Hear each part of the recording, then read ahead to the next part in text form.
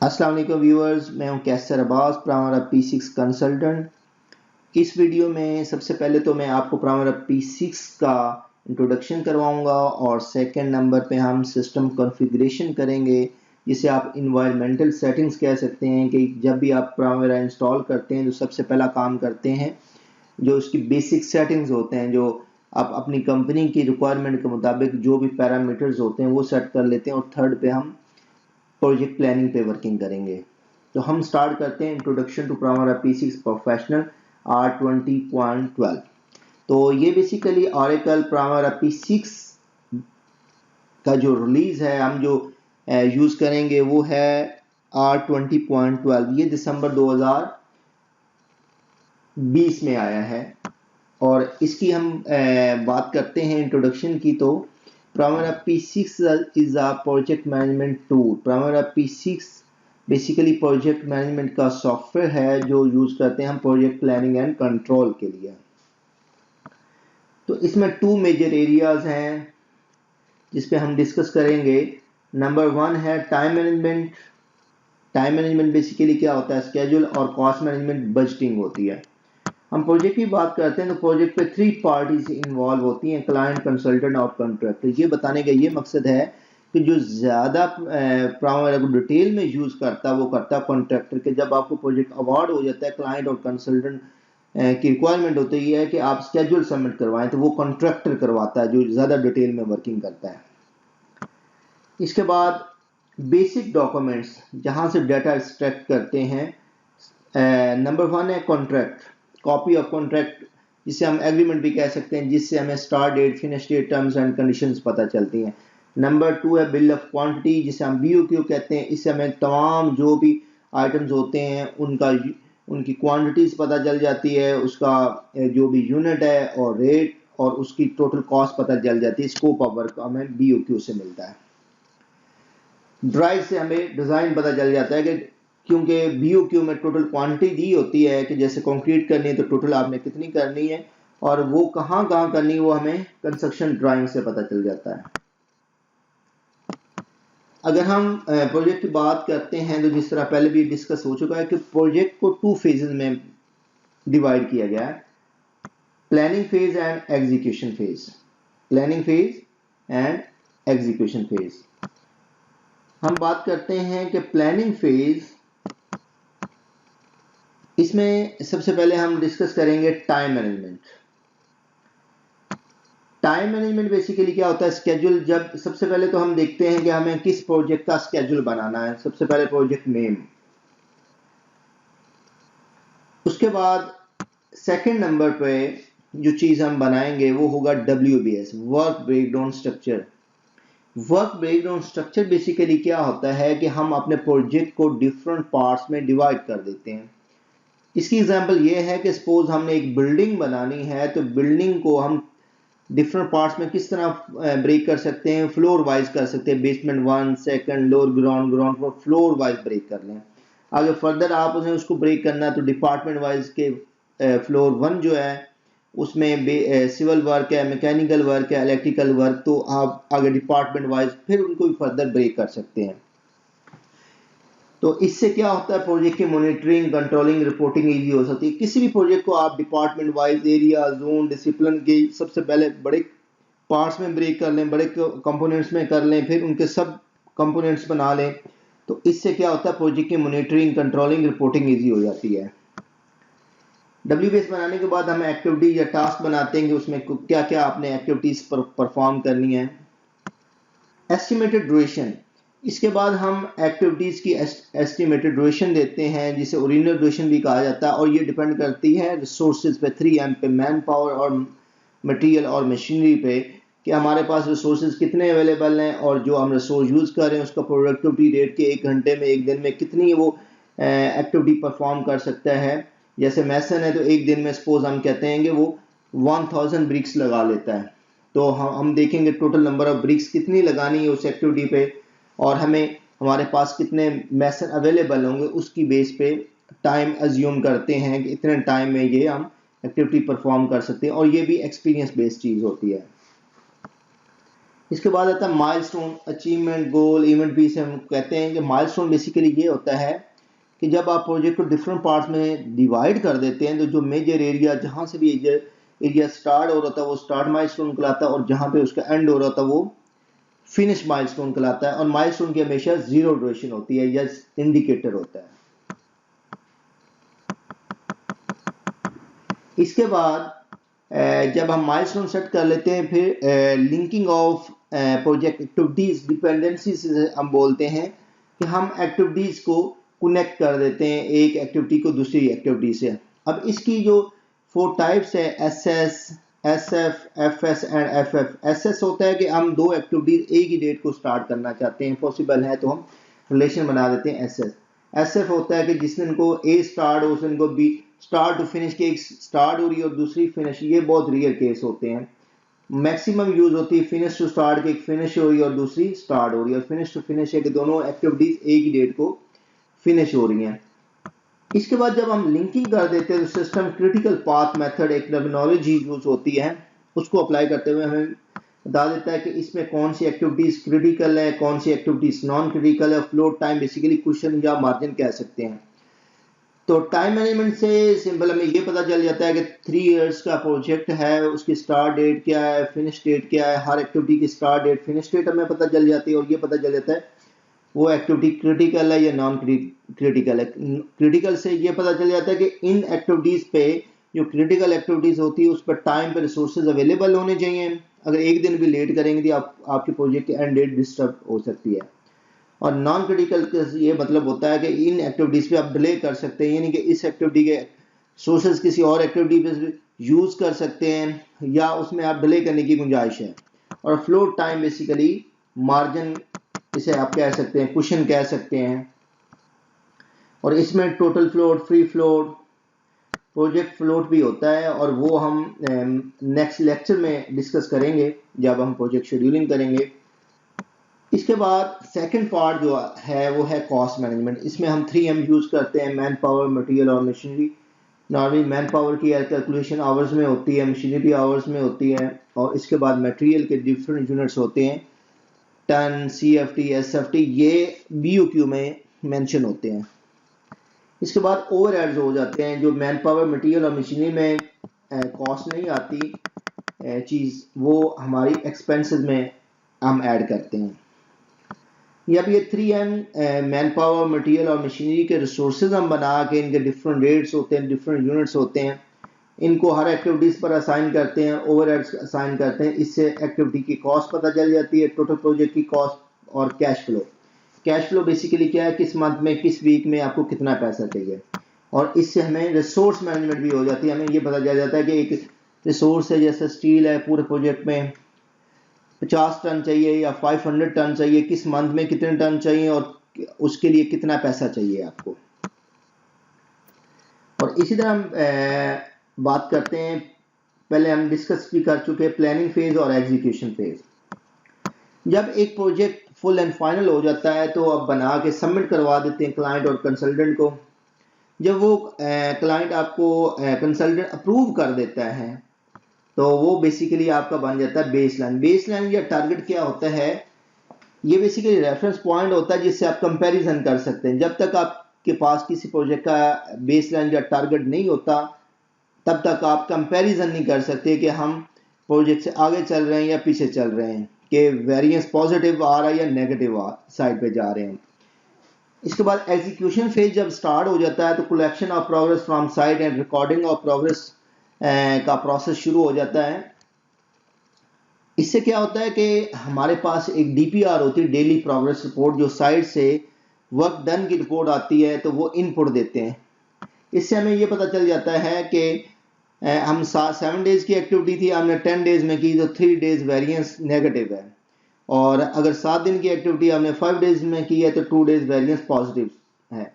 इसको मजीद इसका एनालिसिस करने के लिए earned value management to monitor variance and project performance, ये वेरिएंस और प्रोजेक्ट परफॉर्मेंस के लिए होती है। इससे हमें पता चल जाता है कि हमने सपोज 3 इयर्स का प्रोजेक्ट स्टार्ट किया था 1 जनवरी 2020 से, तो आज सपोज हम कहते हैं कि 15 जो है अप्रैल है, आज की डेट तक आपने परफॉर्म स्केड्यूल परसेंटेज क्या होना चाहिए था और परफॉर्मेंस परसेंटेज क्या हुआ।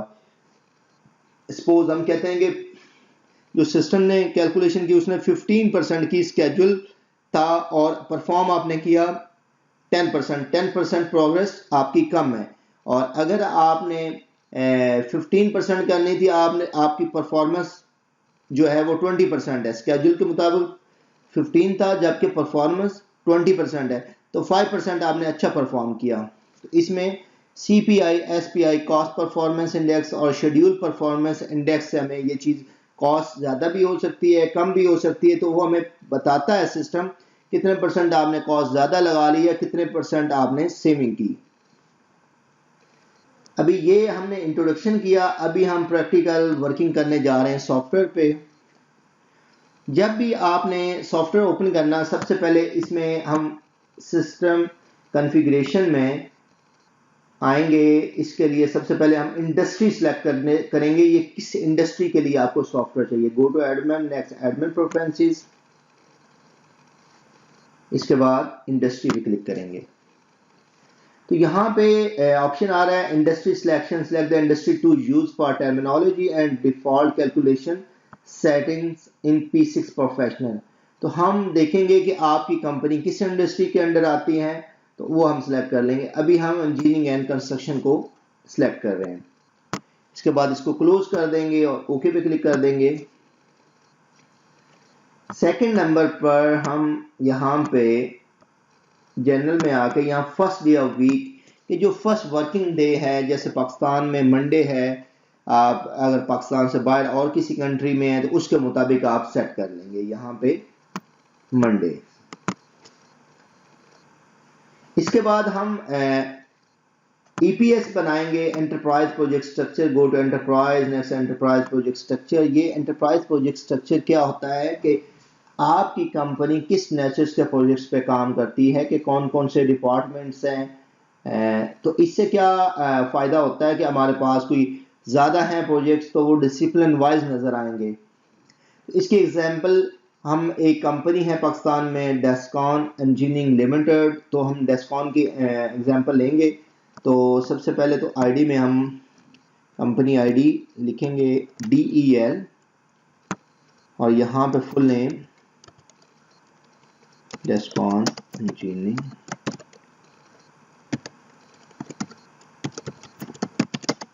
लिमिटेड।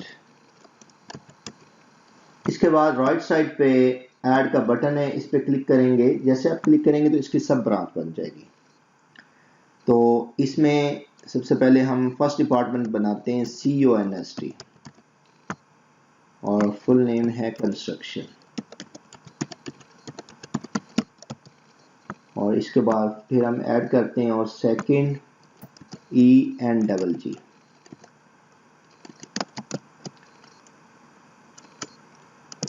इंजीनियरिंग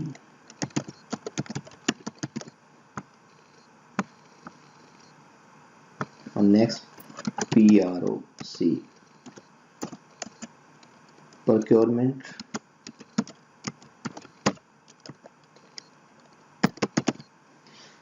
अब फर्दर हम कंस्ट्रक्शन के डिपार्टमेंट्स बनाने जा रहे हैं, इनको ब्रेक डाउन करते हैं। जैसे आप ऐड करेंगे तो आप देख सकते हैं डेल की ये ब्रांच बन गई।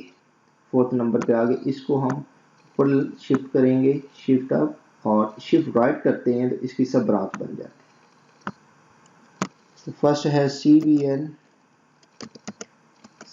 सिविल। और दोबारा हम राइट क्लिक करके भी ऐड कर सकते हैं, इंसर्ट भी की प्रेस कर सकते हैं आप ऐड करने के लिए। ऐड करेंगे, जैसे आप ऐड करेंगे तो सेकंड ब्रांच बन जाएगी MECH मैकेनिकल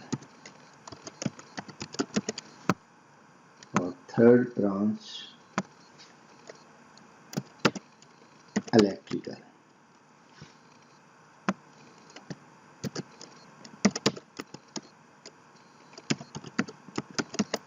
अब इसी तरह आप इनकी फर्दर ब्रांचेस बना सकते हैं। अगर सिविल को फर्दर ब्रेक करना चाहे तो ब्रेक कर सकते हैं।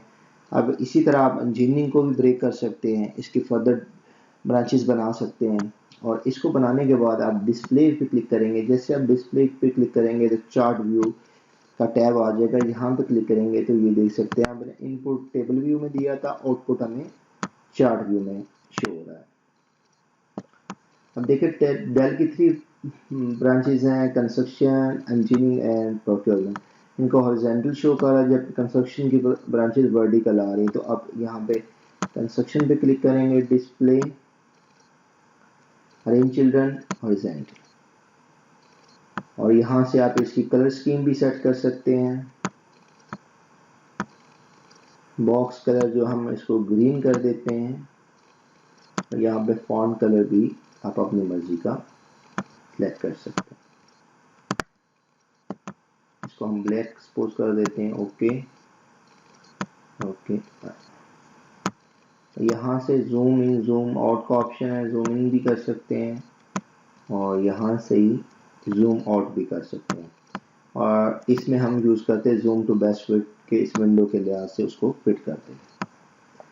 इसके बाद आप यहाँ पे प्रिंट व्यू में क्लिक करके इसको प्रिंट भी कर सकते हैं। अभी ये प्रॉपर प्रिंट आ रहा है, अगर प्रॉपर प्रिंट ना आ रहा तो यहाँ से आप लैंडस्केप भी कर सकते हैं ताकि प्रॉपर उसको व्यू आ जाए।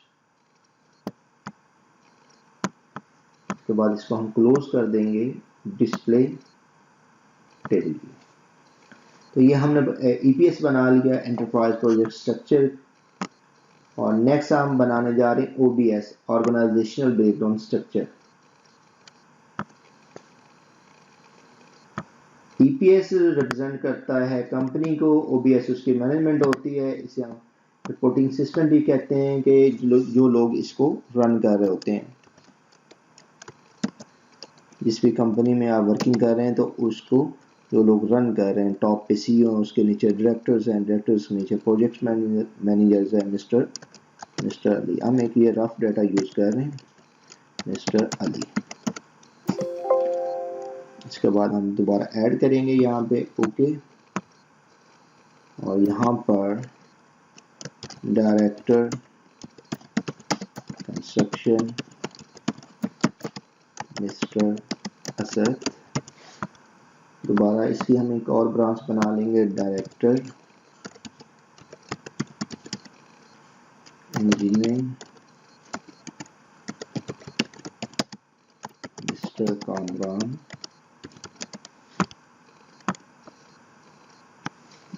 Next director procurement mister Usman.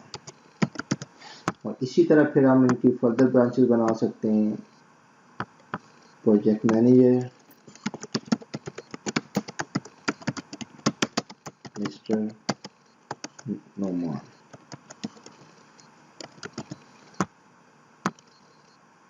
इसके अंदर 2 प्रोजेक्ट मैनेजर बना रहे हैं, प्रोजेक्ट मैनेजर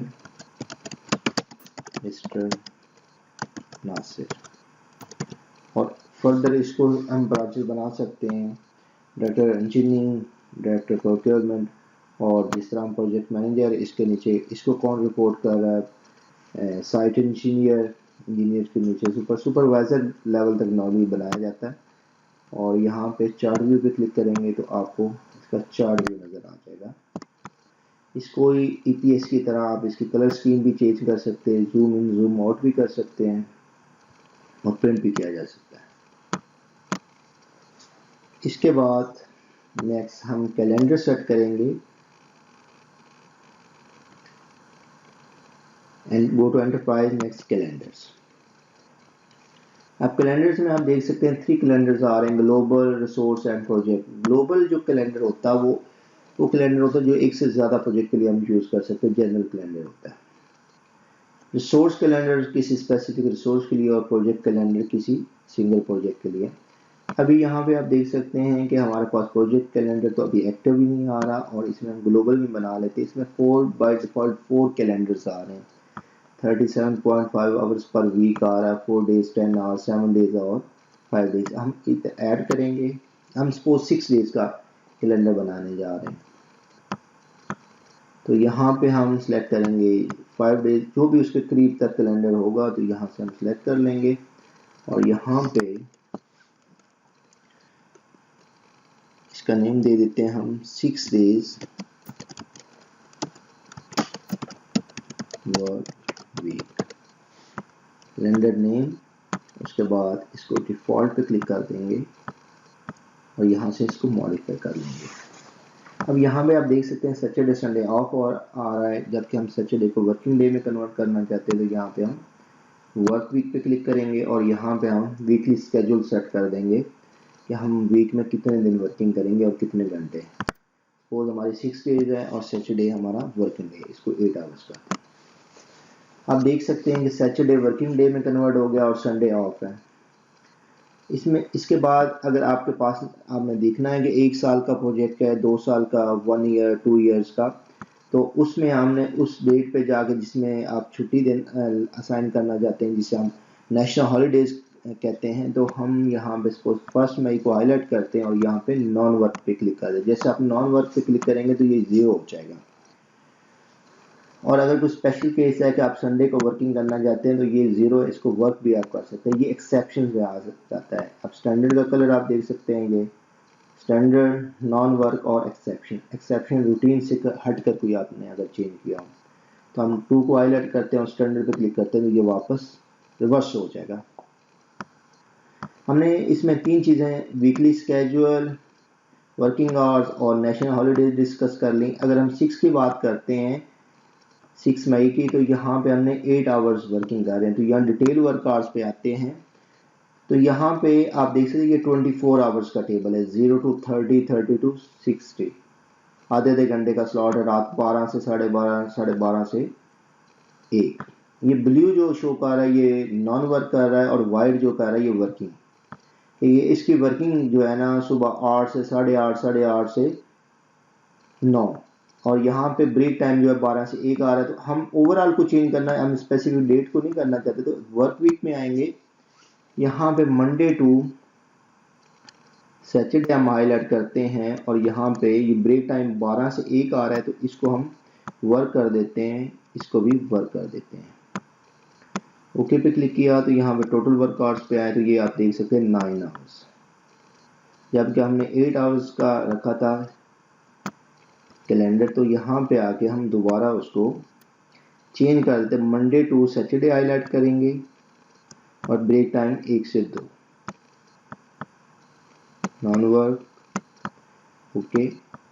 यहाँ पे आप देख सकते हैं 8 आवर्स। और ये डिटेल वर्क आवर्स अगर आपका प्लानिंग यूनिट नॉर्मली जैसे शटडाउन प्लानिंग होती है, आवर्स में प्लान करते हैं, उसके लिए ये ज़रूरी होता है क्योंकि 2 घंटे की एक्टिविटी है, 3, आपको ये प्रॉपर बताए किस डेट को किस टाइम से किस टाइम तक वो एक्टिविटी है। और डे नॉर्मल जो इंजीनियरिंग कंस्ट्रक्शन के प्रोजेक्ट होते हैं डेज में प्लान करते हैं तो उसके लिए सेट करना ये ज़रूरी नहीं होता। इसके बाद नेक्स्ट हम करेंसी सेट करेंगे जिस भी कंट्री में है, तो आपका जो प्रोजेक्ट है वो किस करेंसी में है। तो आप देख सकते हैं कि हमारे पास जैसे हमें करेंसी पे है, इसमें 2 पार्ट्स होते हैं। सबसे पहले हम बनाएंगे फिर उसको एक्टिव करेंगे, तो बेस करेंसी यूएस डॉलर आ रही है। तो यहाँ पे आप देख सकते हैं कि एक्सचेंज रेट 1 दिया हुआ, तो यहाँ पे बाय डिफॉल्ट पीकेआर नहीं है तो हम ऐड कर लेंगे। जिस भी कंट्री में है अगर उसकी करेंसी ऑलरेडी यहाँ पे शो नहीं हो रही तो आप बना सकते हैं PKR, currency name Pak rupees, symbol RS और एक्सचेंज रेट हम सपोज 155 रुपीज़, तो $1 is equal to 155 rupees. General में ये इंफॉर्मेशन आ जाएंगी। और अपीयरेंस में आते हैं तो नंबर ऑफ डेसिमल प्लेसेस 2 है, जो करेंसी है हम कहते हैं 7.50 पॉइंट के बाद 2 तक आएगी ये। उसके बाद हम देखते हैं पॉजिटिव करेंसी फॉर्मेट और नेगेटिव। पॉजिटिव इस सेंस में होता है कि 10,000 बजट रखा आपने, 8,000 यूज किया, 2,000 जो है ना वो पॉजिटिव सेविंग है विद और ब्रैकेट होती है, और नेगेटिव करेंसी विद ब्रैकेट ज़्यादा लगा लेंगे तो। इसके बाद हम करेंसी को एक्टिव करेंगे, go to edit next user preferences और यहाँ से हम करेंसी सेलेक्ट कर लेंगे सपोज यहाँ पे हमें चाहिए PKR, तो यहाँ पे शो करेंसी सिंबल होना चाहिए ताकि ये हमें पता चल सके ये जो बजट आ रहा है ये किस करेंसी में, और शो डेसिमल डिजिट्स ये भी शो करने होंगे। उसके बाद क्लोज। इसके बाद हम यूनिट्स बनाएंगे, यूनिट्स ऑफ मेजर जिसे बोलते हैं हम, कि जो आप मटेरियल यूज करेंगे उसका यूनिट्स ऑफ मेजर क्या है। और यहाँ पर सबसे पहले हम ऐड करते हैं जी CFT,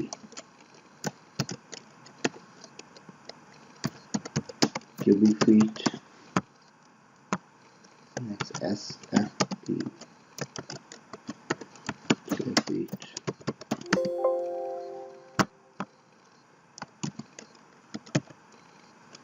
टन्स,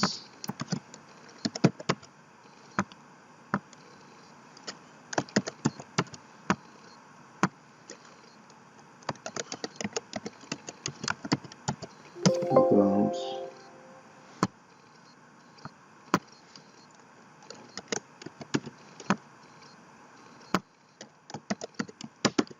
liters, नंबर्स।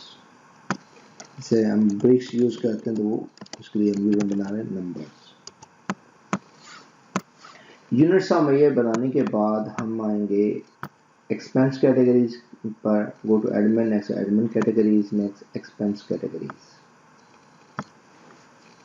के जो प्रोजेक्ट पे हम ओवरहेड्स यूज करते हैं जिसे हम इनडायरेक्ट कॉस्ट कहते हैं, उनके जो अकाउंट्स होते हैं, ये अकाउंट्स वालों के लिए होता है कि ताकि हम जो पेमेंट वो कर रहे हैं तो किस अकाउंट से वो जा रही है, तो इसके डिफरेंट हम अकाउंट बना लेते हैं, एक्सपेंस कैटेगरीज जैसे हम बोलते हैं।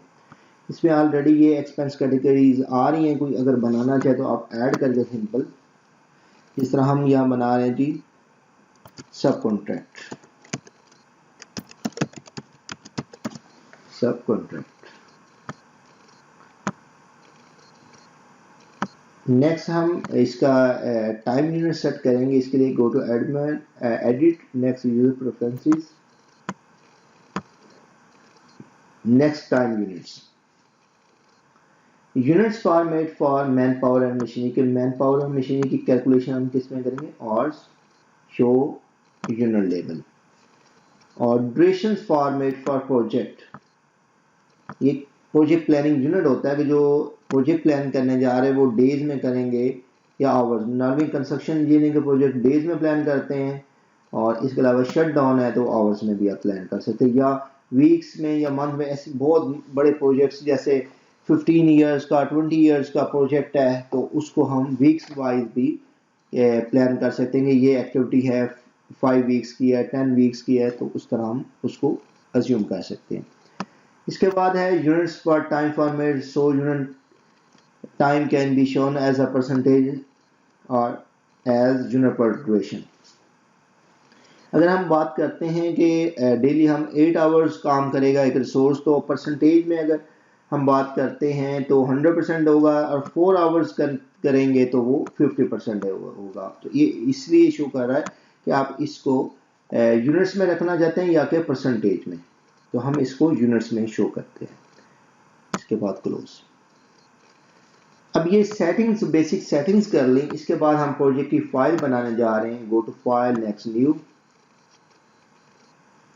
अब जैसे न्यू पे क्लिक करेंगे तो सिस्टम हमसे पूछ रहा है, एक नई विंडो ओपन हो गई जिसमें select the enterprise project structure level for the new project. यहाँ पे हम प्रोजेक्ट स्ट्रक्चर बताएंगे कि किस नेचर का प्रोजेक्ट है, सिविल, मैकेनिकल, इलेक्ट्रिकल। अगर इंजीनियरिंग को हमने फर्दर ब्रेक डाउन किया होता तो उसकी ब्रांचेस भी शो हो रही है, तो जिस ब्रांच के अंडर आपका प्रोजेक्ट आ रहा है उसको सिलेक्ट कर लेंगे, यानी कि किस डिपार्टमेंट के अंडर आ रहा है। हम सिविल सिलेक्ट कर लेते हैं। इसके बाद हम नेक्स्ट पे क्लिक करेंगे, और यहाँ पे हम आईडी दे देंगे जो भी प्रोजेक्ट बना रहे हैं उसकी। एब्रिविएशन भी डाल सकते हैं, नंबर्स में भी हो सकता है। तो कंस्ट्रक्शन ऑफ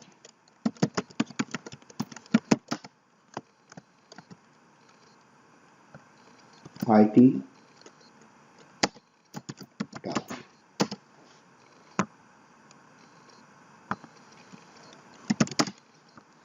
इसके उसके बाद नेक्स्ट पे क्लिक कर देंगे। यहाँ पर प्रोजेक्ट से स्टार्ट डेट सेलेक्ट करेंगे। सपोज हमारा आपका प्रोजेक्ट किस डेट से स्टार्ट हो रहा है, हम सपोज कहते हैं हमारा प्रोजेक्ट स्टार्ट हो रहा है 1 मई, या सपोज हम सिलेक्ट कर लेते हैं 3 मई। ये प्रीवियस डेट भी दे सकते हैं, करंट डेट भी हो सकती है, और वैसे नॉर्मली फ्यूचर प्लानिंग ही होती है तो हम नेक्स्ट डेट देंगे। और यहाँ पे मस्ट फिनिश आ रहा है, अगर आप डेडलाइन देना चाहें तो दे सकते हैं, नहीं भी देते तो सिस्टम खुद से कैलकुलेट करके हमें बताएगा।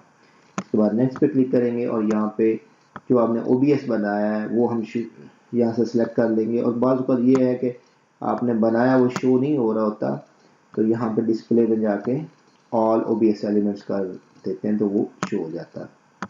इसके बाद हम यहाँ प्रोजेक्ट मैनेजर, किसी प्रोजेक्ट का रिस्पॉन्सिबल होता है प्रोजेक्ट मैनेजर सेलेक्ट कर लेंगे। नेक्स्ट पे क्लिक करेंगे और यहाँ पे रेट टाइप आ रहा है। रेट टाइप जो है प्राइस पर यूनिट होता है, कि जो हम रिसोर्सेज का रेट देंगे वो प्राइस पर यूनिट होगा, यानी कि 1 यूनिट का rate 1 ton 1 kg। Price per unit 2 से मुराद ये है कि 2 टन 2 kg 2 CFT, तो हम नॉर्मली प्राइस पर यूनिट रखते हैं। इसके बाद नेक्स्ट पे क्लिक कर देंगे और फिनिश पे। अब आप देख सकते हैं कि यहाँ पे एक फाइल बन गई है, और इसको हम फाइल पे जाके ओपन पे क्लिक करेंगे और यहाँ से हमारे पास इसमें आप देख सकते हैं एक ही प्रोजेक्ट शो हो रहा है, वो है IT टावर। इसको हाईलाइट करके और यहाँ से ओपन कर लेंगे। अब जैसे ओपन किया तो यहाँ पे ये प्रोजेक्ट की फर्स्ट विंडो आ गई। ये स्प्लिट बार होती है, इसको मूव कर सकते हैं।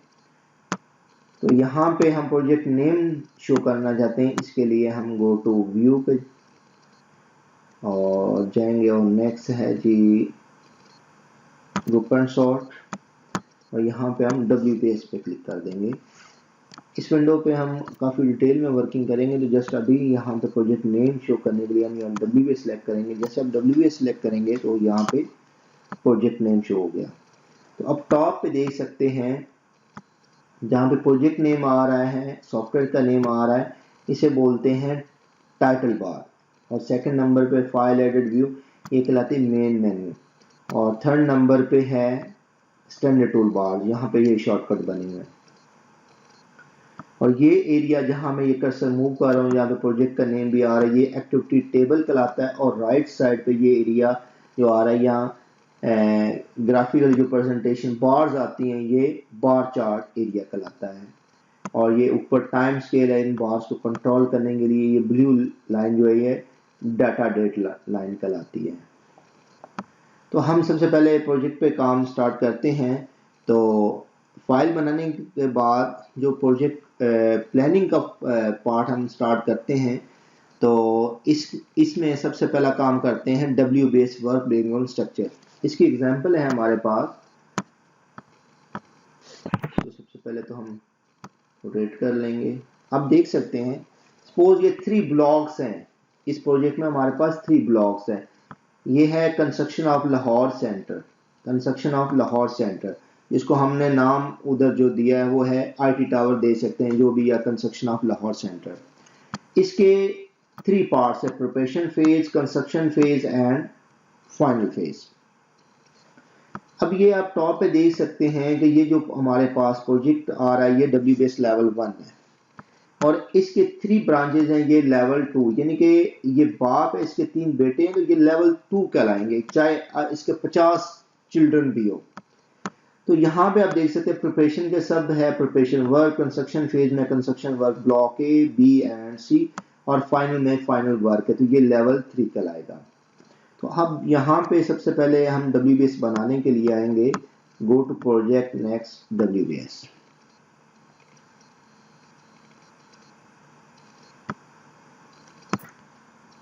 अब देख सकते हैं हमारे पास जो प्रोजेक्ट आ रहा है कंस्ट्रक्शन ऑफ IT टावर, इसके हम सब ब्रांचेस बनाएंगे। सबसे पहले ऐड करेंगे, ये प्लस का बटन है राइट साइड पे कॉर्नर पे, ऐड करेंगे। जैसे ऐड करेंगे तो इसकी सब ब्रांच बन जाएगी। इसकी जो कोडिंग है वो ऑटोमेटिकली सिस्टम करता है। ये IT.1 कर दिया उसकी, इसकी सब ब्रांच। इसको आप चेंज भी कर सकते हैं अपनी मर्जी से, मगर इसको चेंज करने की जरूरत नहीं। यहाँ पे सबसे पहले इसका हम बनाएंगे प्रिपरेशन फेज।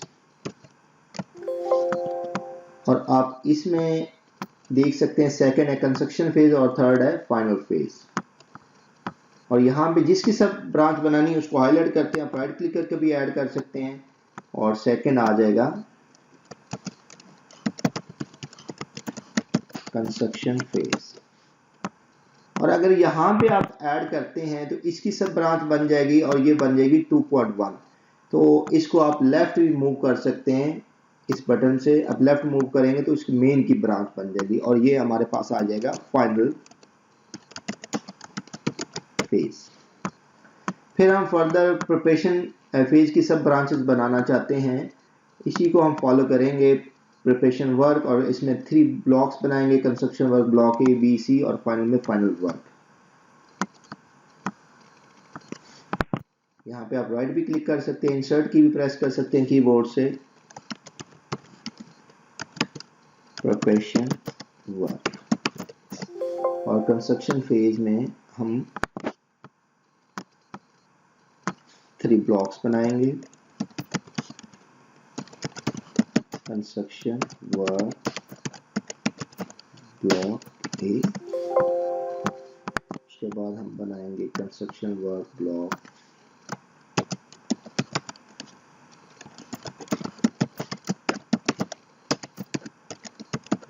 बी और उसके बाद हम थर्ड बनाएंगे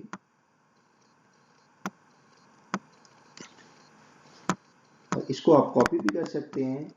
तो हमने इसको कॉपी किया, यहाँ पे पेस्ट कर दिया और इसको हम सी बना देते हैं और फाइनल में है फाइनल वर्क।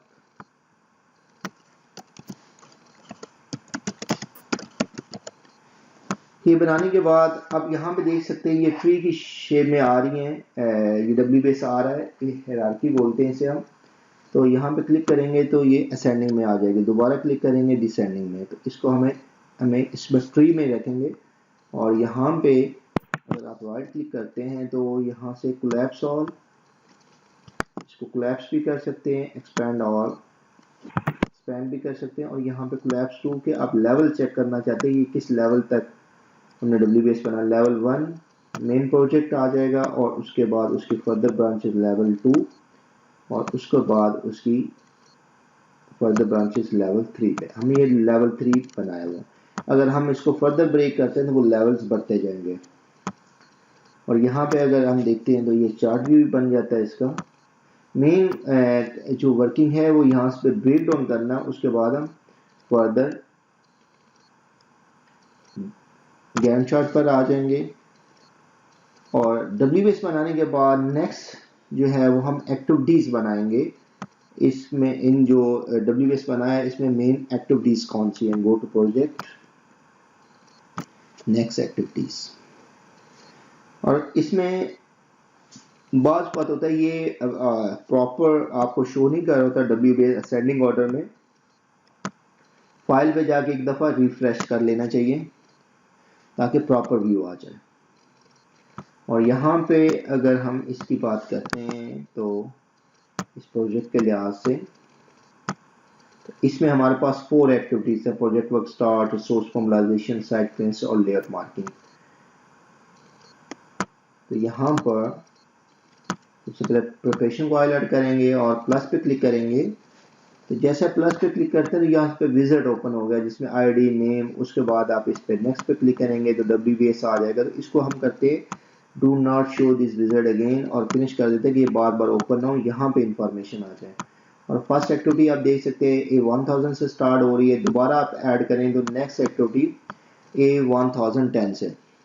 ये इसमें सिस्टम सेटिंग है ऑलरेडी, इसको सेट किया होगा, इसके पैरामीटर सेट किए हुए हैं कि ये A1000 से स्टार्ट हो और इसका 10 का इंक्रीमेंट होना चाहिए।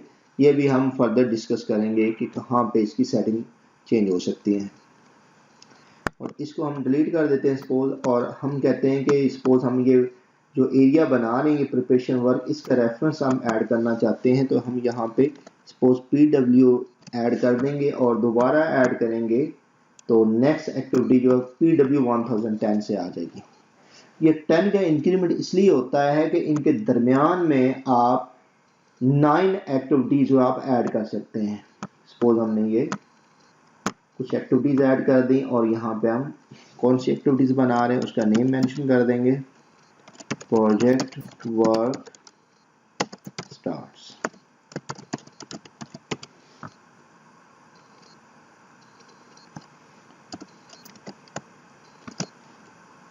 सेकंड पर आ जाएगा रिसोर्स मोबिलाइजेशन।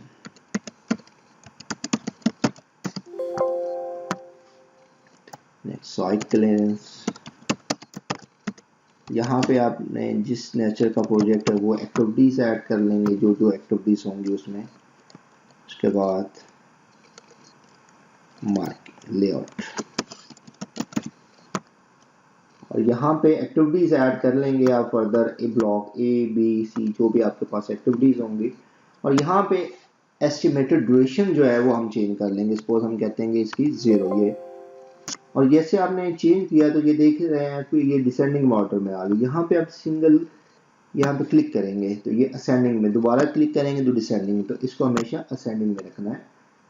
यहाँ पे सपोज हम कहते हैं 7 डेज, साइड क्लियरेंस 15 एंड 5। तो यहाँ पे तमाम एक्टिविटीज ऐड करने के बाद एस्टिमेटेड ड्यूरेशन दे देंगे। व्यूअर्स, उम्मीद है ये वीडियो आपको पसंद आई होगी। हमारी लेटेस्ट वीडियोस को देखने के लिए हमारे प्लीज़ चैनल को सब्सक्राइब करें और बेल के निशान पे लाजमी क्लिक कर दें ताकि आपको हमारे नए आने वाली वीडियोस के नोटिफिकेशंस मिल सके। Thank you very much.